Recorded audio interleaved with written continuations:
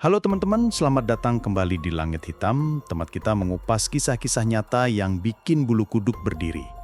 Malam ini saya akan ceritakan sebuah kisah yang luar biasa mistis, tentang seorang pria bernama Karso yang dikira hilang. Ternyata selama 7 tahun ia bekerja di rumah orang bunian tanpa sadar. Cerita ini akan membawa kamu masuk ke dunia gaib yang tak pernah kamu bayangkan sebelumnya. Pastikan kamu tonton sampai akhir karena semakin lama semakin menyeramkan. Jangan lupa tekan like, share ke teman-teman kamu dan subscribe agar tidak ketinggalan kisah-kisah mistis lainnya. Karso hanya ingin mencari rezeki di hutan, tapi yang ia temui justru dunia lain. Ia diajak bekerja di rumah orang bunian, diberi kenyamanan yang tak pernah ia bayangkan. Namun saat ia kembali, dunia sudah berubah. 7 tahun hilang tanpa sadar. Inilah kisah lengkapnya. Karso adalah seorang pria sederhana yang bekerja sebagai pencari kayu di pedalaman Kalimantan.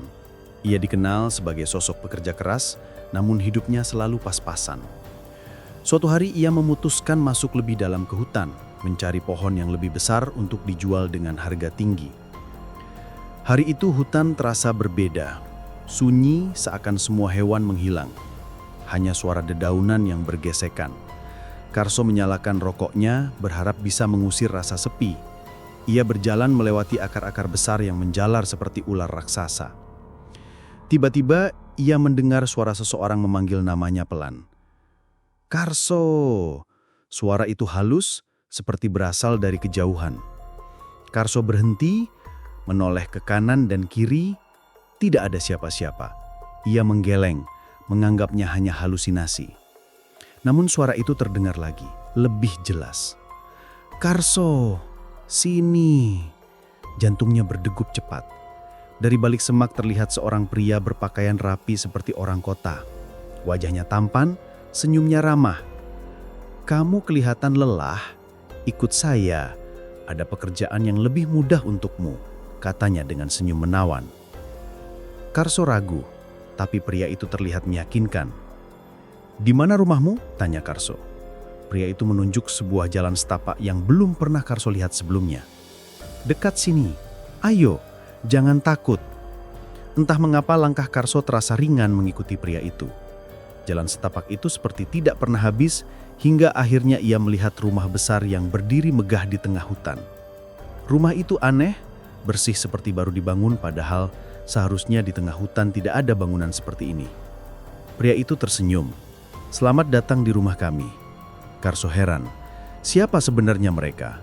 Tapi rasa lelah dan lapar membuatnya lupa curiga. Ia diajak masuk dan di dalam rumah itu semua serba mewah.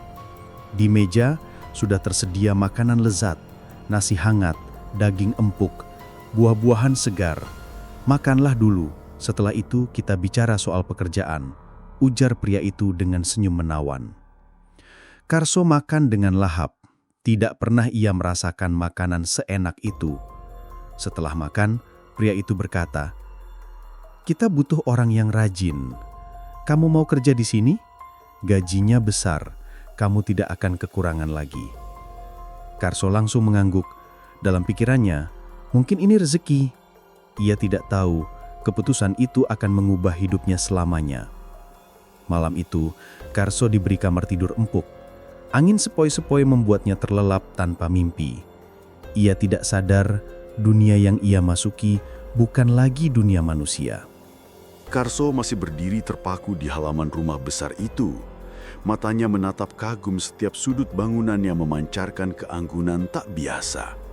Aroma wangi semerbak menyeruak entah dari mana, membuatnya merasa tenang namun juga waspada.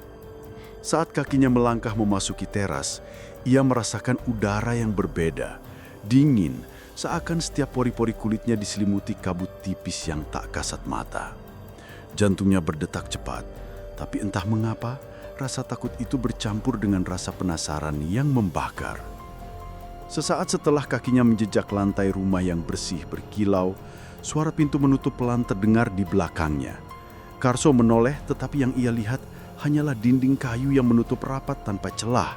Tak ada daun pintu, tak ada lubang cahaya, hanya permukaan kayu mengkilap yang memantulkan bayangan samar dirinya. Ia menghela napas panjang, mencoba meyakinkan diri bahwa ini hanyalah rumah biasa. Namun semakin lama ia berdiri, semakin ia merasa rumah ini bukan tempat sembarangan. Seorang wanita cantik muncul tiba-tiba dari balik pilar besar, mengenakan kain putih dengan sulaman emas yang berkilau. Rambutnya panjang, tergerai hingga menyentuh pinggang. Wajahnya pucat, namun memancarkan keanggunan yang luar biasa. "Selamat datang, Karso," ucapnya lembut, suaranya seakan bergaung dari segala arah. Karso kaget, bagaimana mungkin wanita itu tahu namanya? Ia belum sempat bertanya, wanita itu tersenyum dan memberi isyarat agar ia mengikutinya. Langkah Karso terasa berat ketika ia mengikuti wanita itu melewati lorong panjang. Anehnya, setiap kali ia menoleh ke belakang, lorong itu berubah bentuk, seakan memanjang tanpa ujung. Karso mencoba menandai jalannya, tapi setiap pilar terlihat serupa, setiap ukiran di dinding tampak identik. Kepalanya mulai pusing, namun ia terus berjalan, terdorong oleh rasa ingin tahu dan ketidakmampuan untuk menolak. Wanita itu membawanya ke sebuah ruangan luas dengan langit-langit tinggi, dihiasi lampu gantung berkilau yang tak mungkin ada di rumah penduduk desa biasa. Di tengah ruangan ada meja panjang dengan hidangan mewah, buah-buahan aneh dengan warna mencolok, minuman dalam cawan emas dan roti yang mengeluarkan aroma wangi. "Makanlah," ucap wanita itu, tatapannya tajam seolah membaca isi pikirannya. Karso ragu, perutnya lapar tapi hatinya waspada. Ia ingat cerita orang-orang tentang dunia gaib, tentang hidangan yang jika dimakan akan mengikat jiwa seseorang selamanya. Namun sebelum ia sempat menolak, wanita itu menghela napas lalu tersenyum lebih dalam. "Kami tak bermaksud menyakitimu. Kau datang ke sini bukan kebetulan," katanya. Kata-kata itu membuat Karso bingung sekaligus cemas. Ia duduk perlahan, menatap hidangan itu. Buahnya tampak segar, warnanya memikat, bahkan aroma manisnya membuat air liurnya menetes. Namun ketika tangannya hampir menyentuh salah satu buah, suara aneh terdengar dari balik dinding, seperti bisikan banyak orang yang berbicara bersamaan. Karso menoleh, jantungnya berdetak cepat. "Apa itu?" tanyanya pelan. Wanita itu hanya tersenyum samar seolah tak ingin menjawab. Tiba-tiba sebuah pintu yang tak terlihat sebelumnya muncul di sisi ruangan. Dari balik pintu itu keluar seorang pria tua dengan pakaian hitam dan sorban emas. Matanya tajam, sorotnya menusuk hingga Karso tak berani menatap lama-lama. "Inikah dia?" Suara pria itu berat, bergema seperti datang dari dasar bumi. Wanita itu mengangguk pelan lalu menunduk hormat. Karso merasa dadanya sesak, seakan udara di sekelilingnya mendadak menipis. Pria tua itu mendekat, langkahnya pelan namun berwibawa. "Kau punya keberanian datang sejauh ini, Karso. Dunia kami jarang menerima tamu," ucapnya sambil menatap tajam ke arah Karso. Pemuda itu menelan ludah, merasa tubuhnya lemas. Aku tersesat," jawabnya terbata-bata. Pria itu tertawa kecil, tawanya dingin dan membuat bulu kuduk Karso meremang. "Tak ada yang tersesat di sini tanpa alasan," balasnya. Wanita itu lalu memberi isyarat agar Karso berdiri. Dengan langkah berat ia mengikuti mereka ke dalam ruangan lain yang lebih kecil, namun dipenuhi benda-benda aneh. Guci emas, perhiasan berkilau, dan lembaran kain dengan tulisan yang tak dimengerti. Di pojok ruangan ada cermin besar yang memantulkan bayangan Karso, tapi anehnya bayangan itu tampak berbeda. Wajahnya terlihat lebih tua, matanya lebih dalam, seakan waktu di sana berjalan tak sama dengan dunia luar. Karso mencoba mengalihkan pandangannya dari cermin itu, tapi semakin ia menolak melihat, semakin ia merasa sesuatu menarik perhatiannya. Pria tua itu duduk di kursi kayu besar lalu berkata pelan, "Kau akan bekerja di sini, Karso. Itu sudah ditentukan." Kata-kata itu membuat darah Karso berdesir. Ia hendak menolak tapi tubuhnya mendadak kaku, seakan ada sesuatu yang mengikatnya.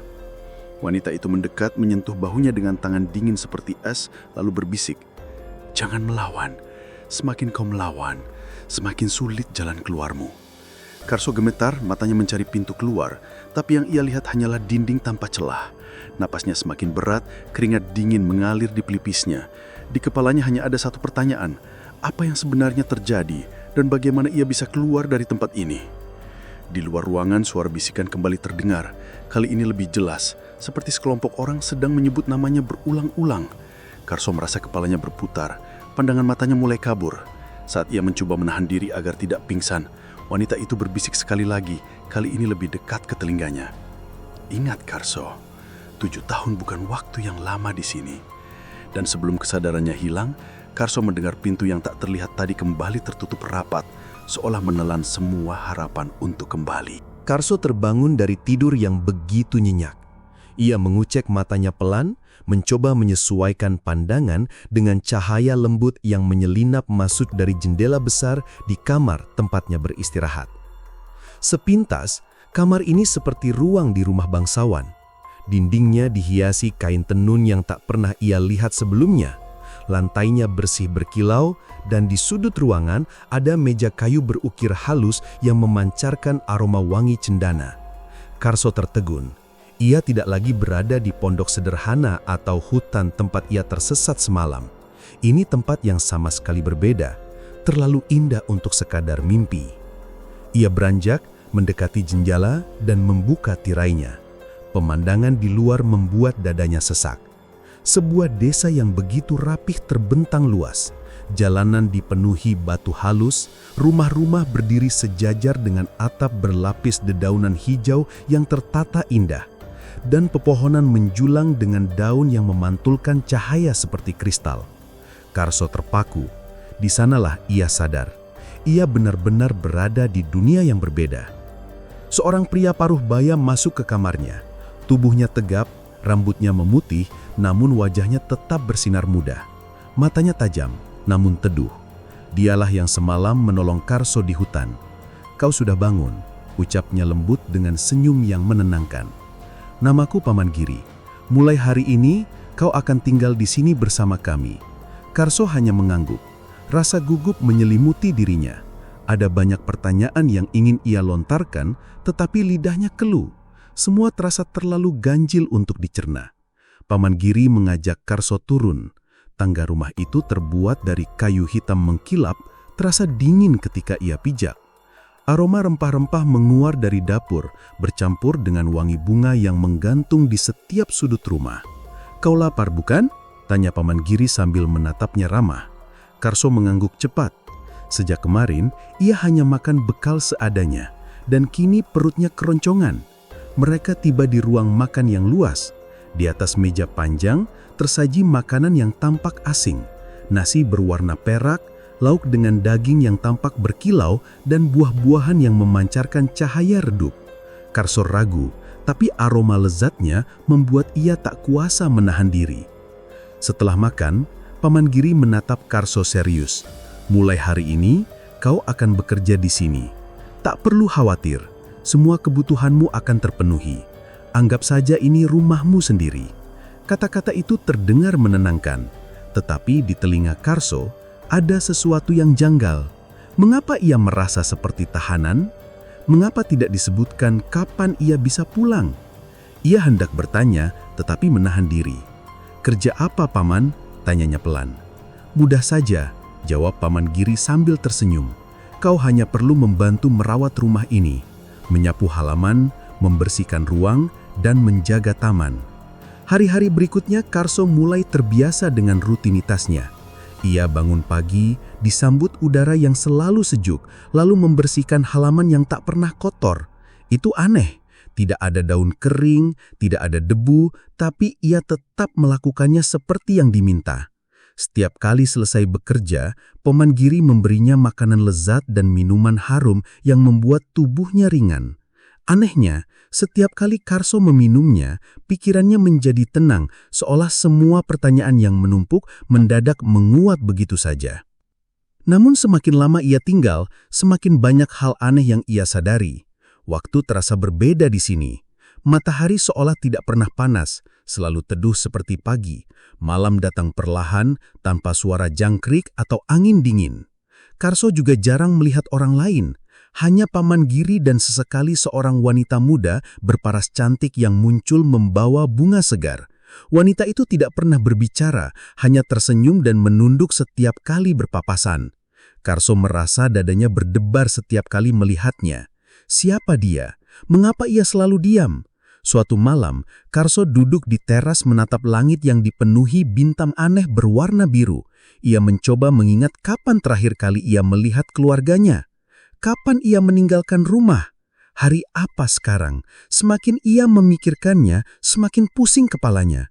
Ia berangkat, mendekati jendela dan mendapati sesuatu yang membuat darahnya berdesir. Ada bayangan sosok tinggi berdiri di antara pepohonan. Sosok itu tampak menatapnya, tetapi begitu ia mengedip, bayangan itu lenyap. Karso terdiam. Apakah itu penglihatan atau memang ada yang mengawasinya?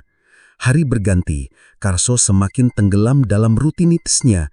Paman Giri selalu menemuinya setiap pagi dan malam, seakan memastikan ia tetap berada di rumah. Rasa penasaran Karso semakin membesar. Suatu sore, ia memberanikan diri bertanya, "Paman, kapan saya bisa pulang?" Pertanyaan itu membuat wajah Paman Giri berubah serius. Ia menatap Karso dalam-dalam, kemudian berkata pelan, "Sabar, saat waktunya tiba, kau akan tahu." Jawaban itu membuat Karso gelisah. Ia merasa seperti burung dalam sangkar emas, hidup nyaman tapi tanpa kebebasan.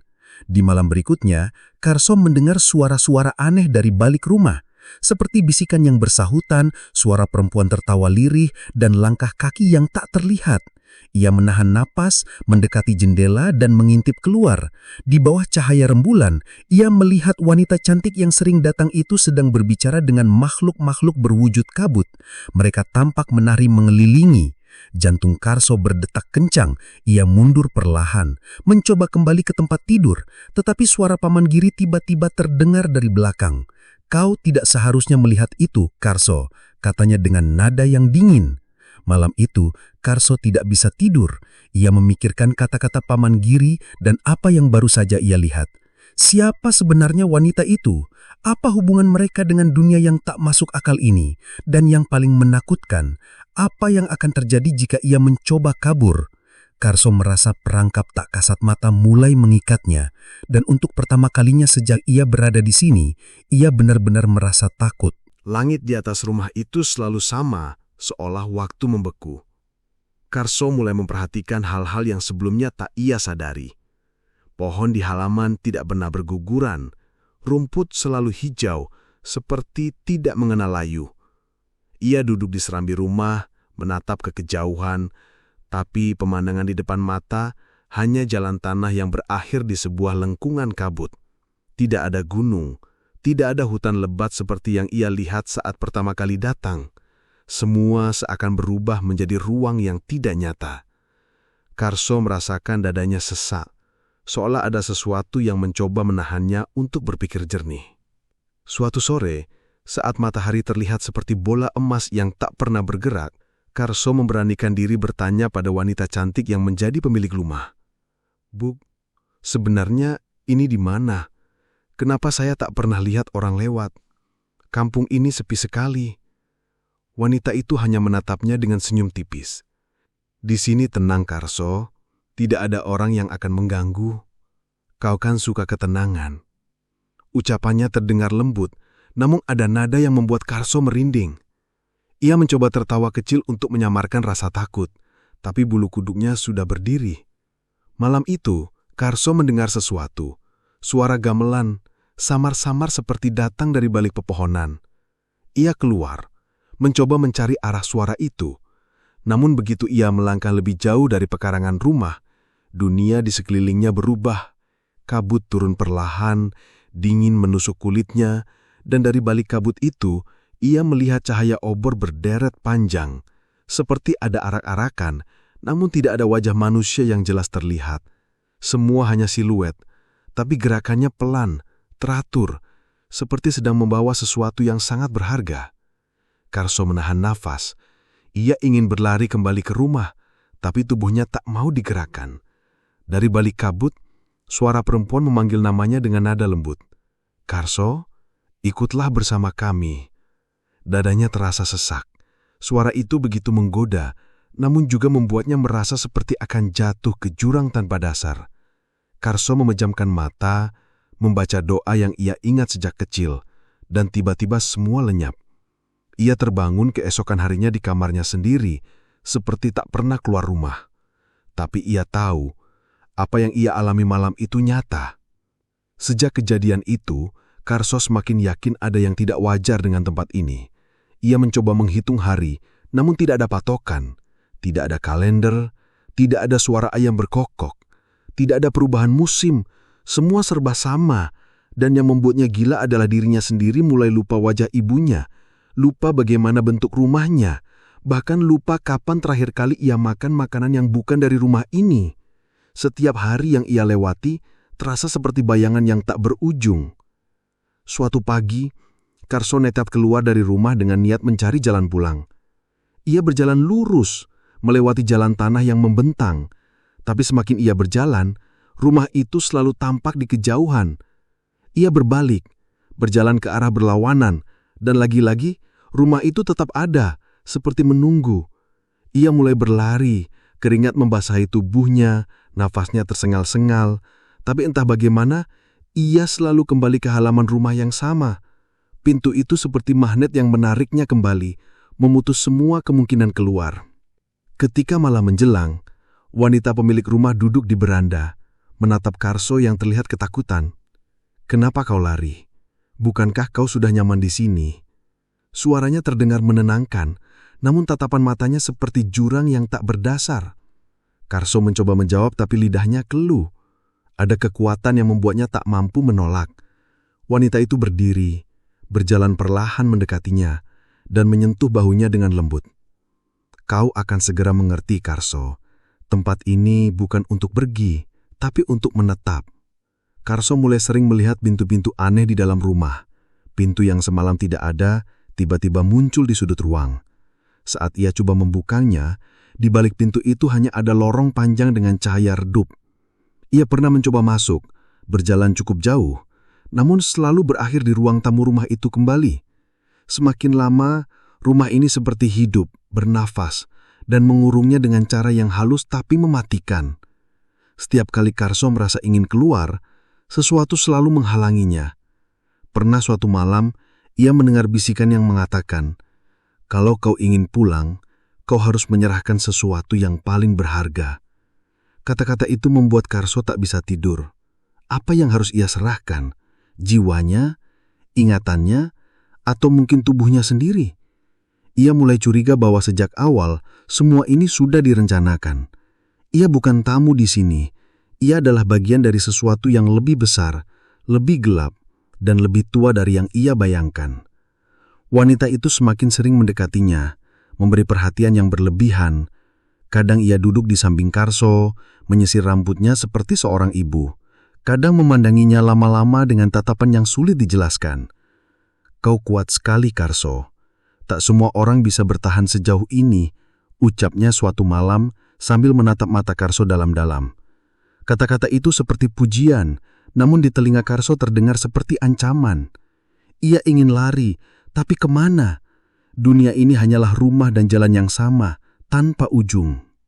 Hari-hari berikutnya, Karso mulai merasa pikirannya goyah. Ia tidak yakin lagi siapa dirinya. Nama sendiri mulai terdengar asing. Ia memandang cermin di kamar mandi, tapi bayangan yang ia lihat bukan lagi dirinya. Ada senyum yang terpernah ia buat, ada tatapan yang bukan miliknya. "Siapa aku sebenarnya?" gumamnya lerih. Dan dari balik pantulan cermin, ia melihat sosok wanita pemilik rumah berdiri di belakangnya, tersenyum lebar dengan mata yang berkilat. Namun saat ia menoleh, tak ada siapa-siapa.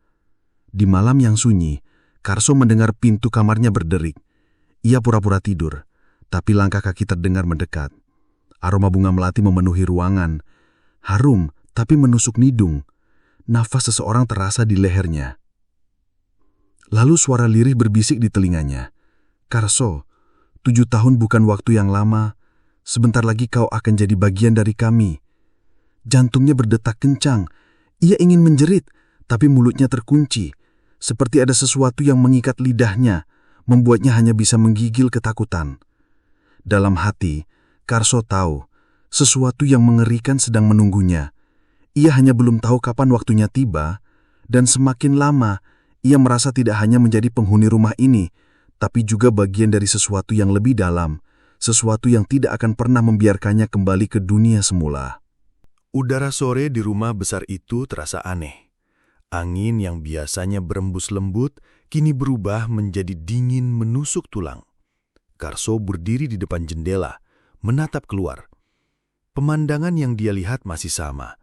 Hamparan hutan lebat dengan pohon-pohon tinggi menjulang. Namun ada sesuatu yang berbeda hari ini. Langit tampak merah tua seperti darah, dan matahari seolah tenggelam terlalu cepat, menelan cahaya tanpa meninggalkan senja. Jantungnya berdetak tak beraturan. Hatinya berbisik, ada sesuatu yang akan terjadi malam ini. Sejak kejadian pintu terbuka sendiri beberapa malam lalu, Karso terus dihantui rasa gelisah.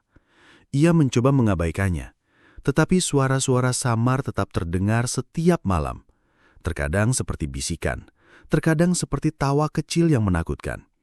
Ia sudah mencoba menutup telinga dengan bantal, bahkan membaca doa yang dia ingat, tetapi tidak ada yang mampu mengusir kegelisahan itu. Karso mulai curiga bahwa rumah ini bukan sekadar tempat tinggal biasa, melainkan sebuah ruang yang memerangkap jiwa. Sore itu, ia dipanggil oleh sosok wanita yang selalu memberikan perintah padanya. Wajahnya cantik tak masuk akal, senyumannya selalu terlihat ramah, namun ada sorot mata yang tajam dan misterius di balik tatapan itu. "Karso, malam ini ada tamu penting. Siapkan semuanya," katanya lembut namun dengan nada yang tak bisa ditolak. Karso hanya mengangguk tanpa berani bertanya siapa tamu itu. Dalam hati, ia bertanya-tanya, apakah ini manusia atau sesuatu yang lain. Karso kembali ke dapur untuk mempersiapkan hidangan. Anehnya, bahan makanan yang dia masak selalu ada, meskipun ia tidak pernah melihat mereka berbelanja atau mengambil sesuatu dari luar. Ayam segar, ikan besar, sayuran hijau, bahkan buah-buahan yang jarang ditemui di hutan. Semuanya tersaji di meja, tanpa ia tahu dari mana asalnya. Karso mulai merasakan ketakutan yang lebih dalam. Bagaimana mungkin semua ini terjadi, dan untuk siapa hidangan ini? Saat malam tiba, rumah itu berubah drastis. Lilin-lilin menyala di setiap sudut ruangan, menerangi dengan cahaya kuning temaram. Musik aneh terdengar samar, seperti gamelan, tetapi nadanya tak wajar, menyeramkan, membuat bulu kuduk Karso berdiri. Tiba-tiba ia melihat para penghuni rumah mengenakan pakaian indah, jauh lebih mewah dari sebelumnya. Mereka tampak bersiap menyambut tamu. Karso melihat banyak sosok lain yang tiba-tiba muncul, wajah-wajah asing yang belum pernah ia lihat, tapi semuanya memiliki aura yang sama, bukan manusia biasa. Pintu besar di ruang depan perlahan terbuka. Dari sana masuklah sosok yang membuat Karso ingin berlari, tetapi kakinya tak bisa digerakkan. Sosok tinggi, mengenakan pakaian serba putih dengan mahkota emas berkilau. Wajahnya tidak bisa Karso lihat jelas, seolah tertutup kabut tipis. Semua orang di dalam rumah menunduk hormat. Karso ikut menunduk karena takut. Dari arah sosok itu terdengar suara berat dan berwibawa, berbicara dalam bahasa yang tidak Karso pahami. Namun anehnya ia mengerti maksudnya. Dia sudah bersama Tita 7 tahun. Waktunya memilih. Karso gemetar mendengar kata-kata itu. 7 tahun, tidak mungkin. Ia merasa baru beberapa bulan tinggal di rumah ini. 7 tahun berarti dunia luar sudah berubah. Keluarganya mungkin sudah menganggapnya mati. Karso ingin bertanya, ingin berteriak, tetapi suaranya terkunci di tenggorokan. Ia hanya bisa berdiri kaku menatap ke lantai, berharap ini semua hanya mimpi buruk. Tapi semua terasa terlalu nyata. Sosok bermahkota itu mendekat. Karso bisa merasakan hawa dingin luar biasa, seperti berada di dekat jurang kematian. Suara itu kembali terdengar, lebih keras kali ini. Kau bisa kembali tapi dengan syarat, atau kau tinggal di sini selamanya. Karso ingin kembali ke desanya, ingin bertemu keluarganya, tetapi ia tahu syarat yang dimaksud bukanlah hal yang mudah. Ia menoleh, mencari wanita cantik yang selalu memberikan perintah padanya, dan melihatnya tersenyum samar, seolah tahu apa yang akan terjadi. Karso menelan ludah, tubuhnya bergetar hebat. Apa syaratnya, pikirnya, meskipun tak mampu mengucapkannya. Sosok bermahkota itu mengangkat tangannya, dan tiba-tiba ruangan berubah. Karso melihat dirinya berdiri di depan 2 pintu besar, satu berwarna emas, satu lagi hitam pekat, seperti kegelapan tanpa ujung. Suara berat itu kembali terdengar. Pintu emas untuk kembali ke dunia manusia, pintu hitam untuk tinggal di sini. Tapi ingat, setiap pintu punya harga. Karso melangkah mendekati pintu emas, berharap itu jalan pulang. Namun begitu tangannya hampir menyentuh, suara-suara aneh terdengar, jeritan dan tangisan seperti dari ribuan jiwa. Ia menoleh ke pintu hitam dan melihat bayang-bayang bergerak, mengulurkan tangan seakan mengajaknya. Karso merasakan ketakutan yang belum pernah ia rasakan sebelumnya. Pilihan ada di penanya, tapi hatinya tidak yakin mana yang benar. Jika ia salah memilih, nasibnya akan berakhir tragis. Ketika Karso akhirnya memutuskan untuk memilih pintu emas, tiba-tiba suara wanita yang selalu ditemuinya terdengar lembut di telinganya. Kalau kau pergi, jangan pernah menoleh ke belakang. Karso, apapun yang kau dengar, apapun yang memanggil kau, jangan menoleh. Karso mengangguk pelan, lalu mendorong pintu emas. Cahaya terang menyilaukan matanya. Ia melangkah masuk menahan nafas, mencoba mengabaikan suara-suara yang memanggil namanya. Namun tepat ketika ia berada di ambang pintu, sebuah suara yang sangat ia kenal memanggil, suara ibunya. "Karso, jangan tinggalkan ibu." Karso berhenti, tubuhnya bergemetar hebat. Tangannya ingin menutup telinga, tetapi suaranya semakin jelas, disertai isak tangisan. Ia hampir menoleh hanya untuk memastikan, tetapi ia ingat peringatan itu. Dengan sekuat tenaga, Karso berlari menembus cahaya tanpa menoleh. Dunia berputar, udara terasa tipis, dan ia merasakan tubuhnya jatuh ke tanah keras. Ketika Karso membuka mata, ia mendapati dirinya berada di tepi hutan, dekat pohon besar. Pakaiannya compang-camping, rambutnya panjang tak terurus, tubuhnya kurus seperti orang kelaparan. Ia bangkit dengan susah payah dan berjalan menuju desa. Namun ketika sampai, ia tidak mengenali siapapun. Semua orang menatapnya aneh, beberapa ketakutan. Akhirnya seseorang berkata, "Kau, Karso, kau sudah hilang 7 tahun." Karso duduk lemas, matanya menatap kosong. 7 tahun, dan semua yang ia alami masih terasa nyata. Namun yang membuat Karso benar-benar merinding adalah ketika ia menyadari sesuatu di tangannya. Sebuah cincin emas yang belum pernah ia lihat sebelumnya, melingkar di jarinya, dan terdengar suara samar di telinganya, berbisik pelan, "Kau tak akan pernah benar-benar lepas dari kami."